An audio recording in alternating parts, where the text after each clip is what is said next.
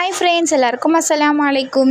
இன்றைக்கி என்ன வீடியோ பார்க்க போகிறீங்கன்னா, சாட்டர்டே அன்றைக்கி நாங்கள் கூட்டாஞ்சோறு செஞ்சோம். அது இப்போ பார்க்க போகிறோம். இப்போ கூட்டாஞ்சோறு செய்யும்போது வீடியோ எடுக்க முடியல, ரொம்ப சீரியஸாக செஞ்சிட்ருந்தோம். அதுக்கப்புறமா எடுத்ததுக்கப்புறம் தான் சரி வீடியோ எடுக்கலாம்னு வந்தோம்.